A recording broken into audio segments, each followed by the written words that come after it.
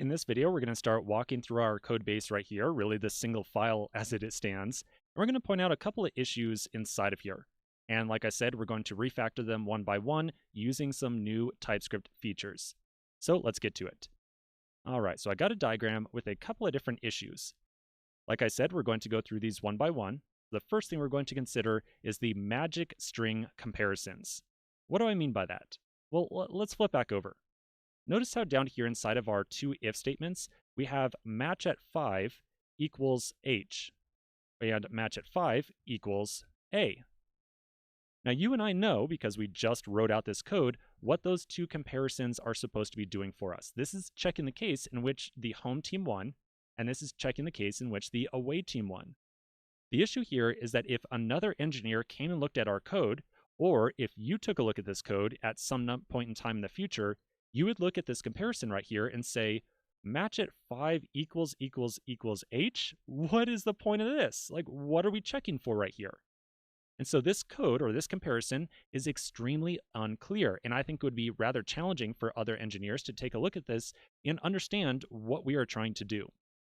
So I think that we need to figure out some way of clarifying both these comparisons, preferably some way that removes the hard-coded H and the hard-coded A, because other engineers will not understand the significance of capital H or capital A unless they open up the football.csv file and understand, oh, okay, there's an H, A, or D inside of here.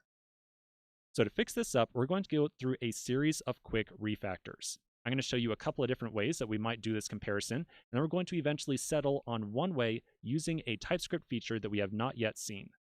So here's one possible way to fix up this code.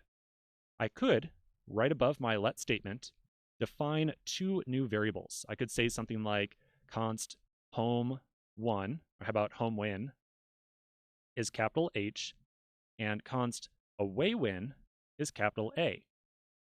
So I've now got two constants or two identifiers inside this file.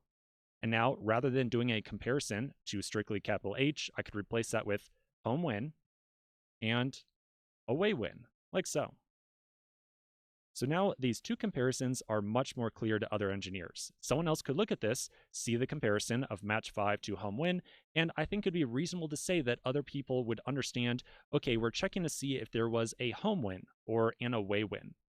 So I think this is definitely an improvement. There's just one issue here.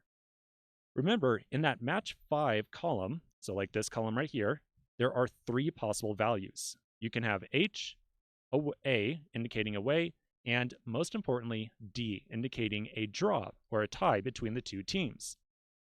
So the issue here right now is that we've encoded some information about our data set into our code.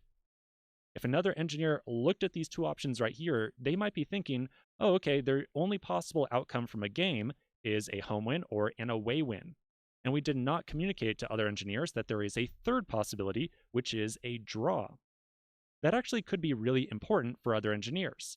Right now, you and I are running some very specific analysis, but if we ever decided to update our code and indicate the possibility of like, how many draws there are per season or something like that, we would have to know that, well, a draw is a possibility, and to find a draw, match at 5 would be equal to capital D.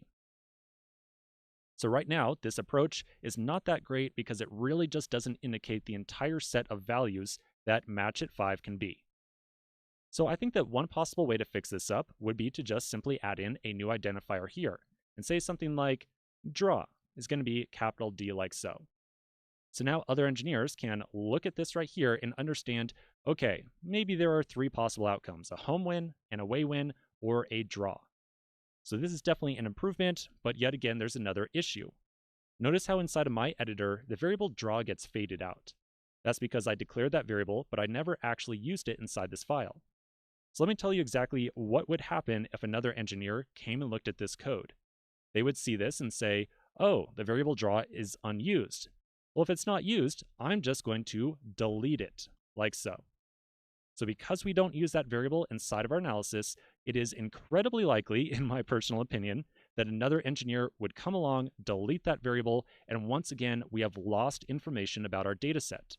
We no longer know that there are three possible outcomes from a match. Now we think there are only two, or at least that's what our code seems to indicate. So clearly this topic's a little bit more nuanced than you might think. So let's take a quick pause right here. When we come back in the next video, we're going to start looking at a solution to kind of fix this up. So quick break, and I'll see you in just a minute.